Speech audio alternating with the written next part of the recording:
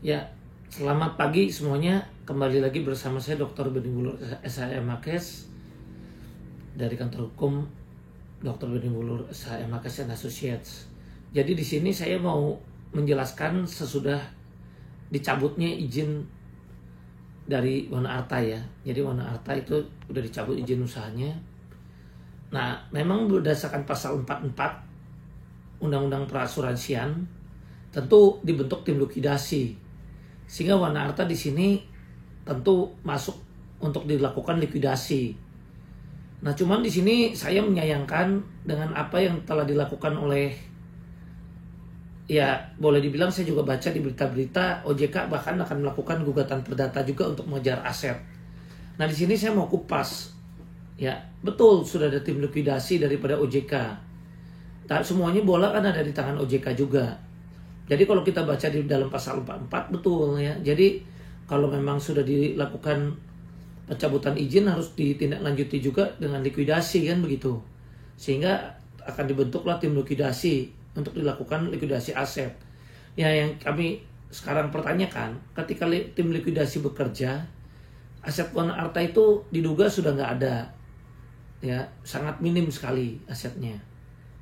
Nah, kemudian diduga 12T mungkin sudah dibawa lari, diduga ya, oleh owner dan sebagainya, ya sudah berpindah kemana-mana.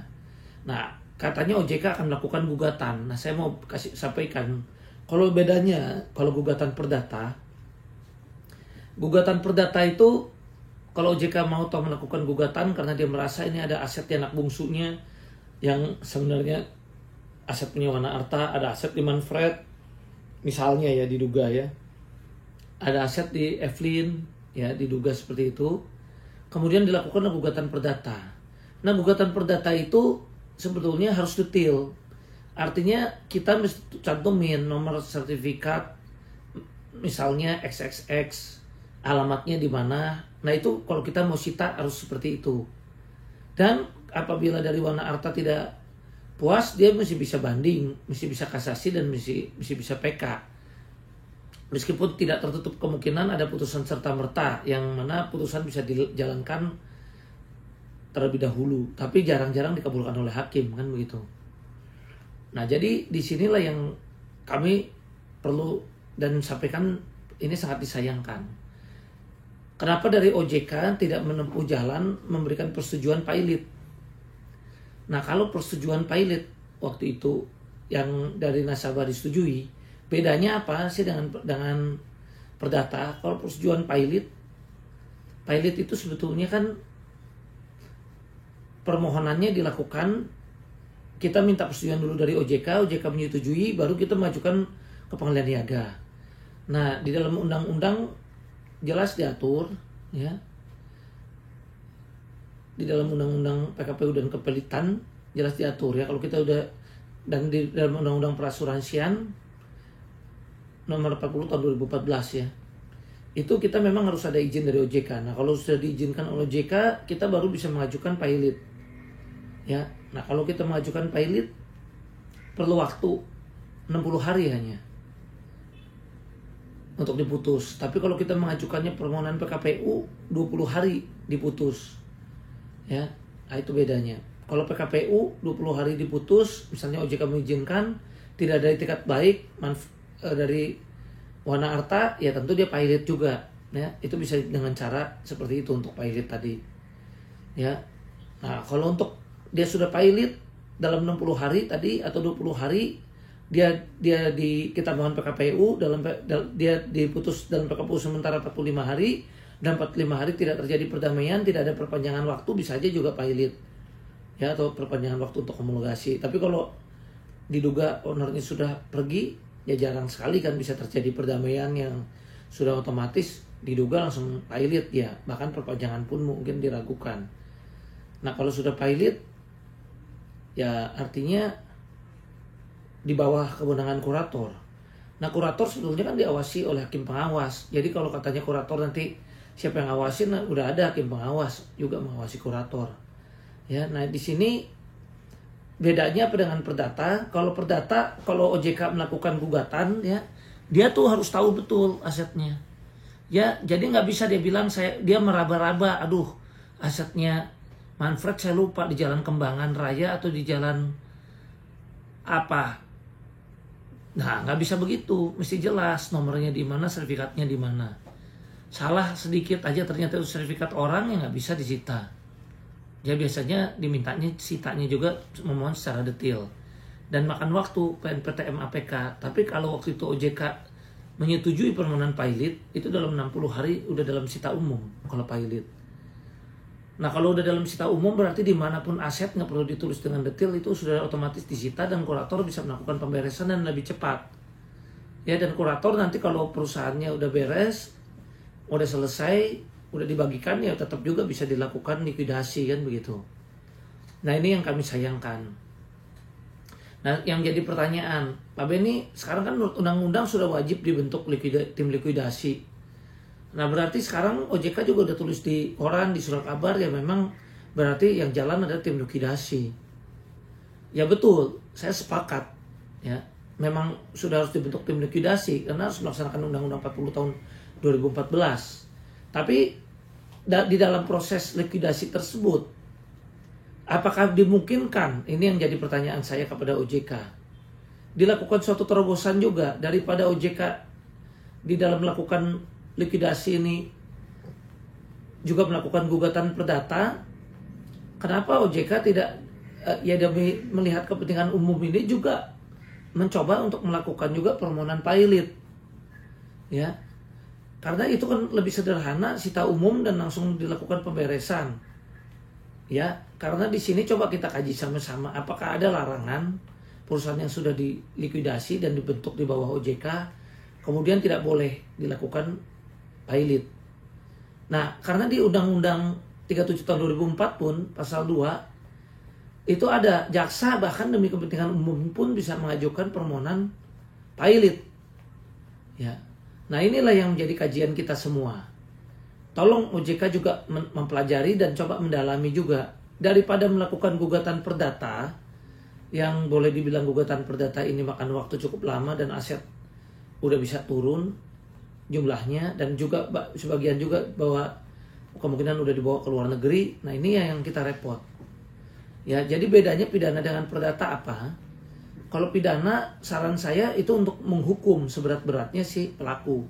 Tapi kalau nanti kata-katanya dikembalikan kepada korban, kemudian yang nasabah tidak lapor polisi, merasa punya kepentingan dan dia punya bukti polis, dia pun bisa melakukan gugatan. Sehingga sebelum dieksekusi oleh jaksa, itu dia udah rame lagi dengan gugatan perdata juga. Nah ini perkara nggak akan selesai karena terjadi perang saudara. Ya, tapi kalau ini sekarang diambil jalan, OJK betul udah ada tim likuidasinya. OJK betul berdasarkan pasal 44 itu udah Undang-Undang Perasuransian udah harus dibentuk tim likuidasi. Tapi yang jadi pertanyaan saya di dalam proses likuidasi ini, karena kita lihat di pasal 50 dalam hal ya gagal bayar sebetulnya memang bisa dipilotkan. Nah, apakah dimungkinkan? Tolong para pakar hukum dan yang lainnya juga mengkaji ini untuk tetap dilakukan permohonan pilot untuk mempercepat aset-aset, karena semuanya kan kembali bolanya di tangan OJK. Karena sesuai undang-undang asuransi pun kalau pilot memang semuanya kan harus ada persetujuan daripada OJK. OJK pun kalau mau ambil langkah hukum juga gimana beliau, betul udah dibentuk tim likuidasi, betul dibentuk segala tim, tapi apakah sudah menjadi pertanyaan saya kepada OJK juga, apakah OJK lebih memilih melakukan gugatan perdata atau perlu dikaji kita sama-sama lebih bagus dengan tetap dilakukan permohonan pilot, karena perusahaan asuransi ini yang sudah dicabut izinnya ini sudah jelas gagal bayar, dan kalau pilot itu dalam 60 hari sudah ada putusan dan putusannya serta merta. Nah kalau ternyata ada aset yang ranahnya memang diduga dibawa lari dengan anak bungsu, diduga dibawa lari dengan Manfred Elflin atau diduga oleh PT Faden, itu kan kurator bisa melakukan gugatan lain dan dilakukan audit penelusuran ya untuk supaya ditarik masuk ke dalam budal pilot. Jadi coba bayangkan waktunya 60 hari dengan 3 tahun. Ya, kalau 60 hari udah langsung bisa bekerja, kalau tunggu gugatan perdata itu bisa bertahun-tahun.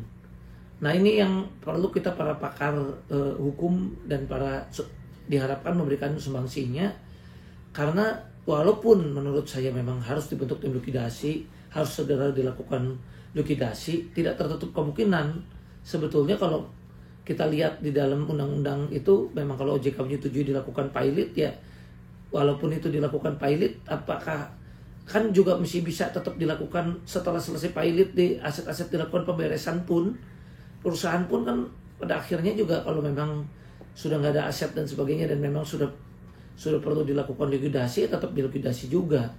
Ya kurator pun bisa melakukan likuidasi kan begitu. Ya karena begini, sekali lagi ya, sekarang memang wajib ya, undang-undang kita nggak bisa tentang itu, udah wajib dibentuk tim likuidasi.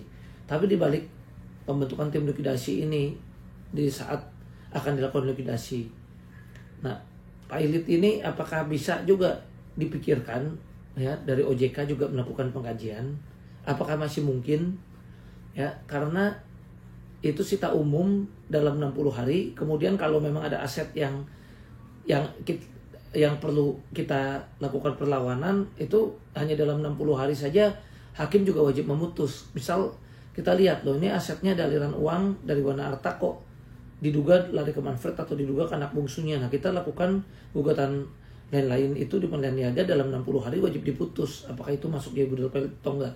Dan kurator bisa langsung bekerja untuk mulai membagikan kepada para nasabah. Beda dengan perdata. Kalau perdata mesti dikejar asetnya, berarti itu di PN berjalan dulu, di PT berjalan, kalau banding, kasasi, PK, kalau sudah inkrah ya, berkekuatan hukum tetap baru bisa dimohon dilakukan eksekusi lelang. Nah itu takutnya aset-aset itu juga sudah, yang terutama sifatnya mobil-mobil atau mesin-mesin sudah turun. Yang nilai rupiah, uang, mungkin nilai uang sekarang sudah 3 tahun lagi tuh kalau inflasi sudah turun ya.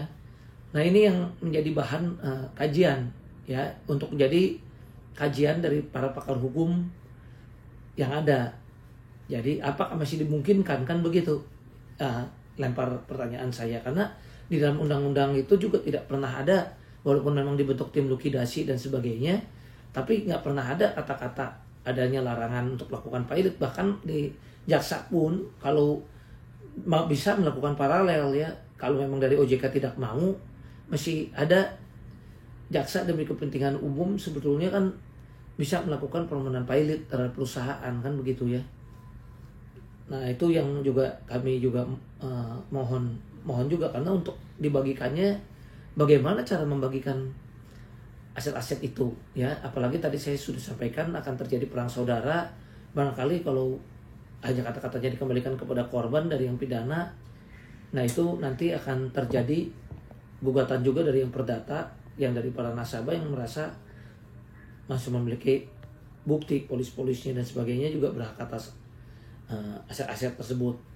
Nah ini yang saya mau kupas dan yang mau saya sampaikan ya. Jadi itulah perbedaan antara permohonan pilot dengan gugatan perdata yang sekarang saya baca akan dilakukan oleh OJK. Nah jadi kalau menurut saya ya itu coba dikaji lagi ya. Betul tim likuidasi harus dibentuk, betul ini tetap harus jalan, tapi bola tetap ada di tangan OJK. Apakah mungkin dilakukan suatu terobosan-terobosan hukum demi tercapainya penyelamatan dana nasabah. Ya demikian, salam sehat, terima kasih.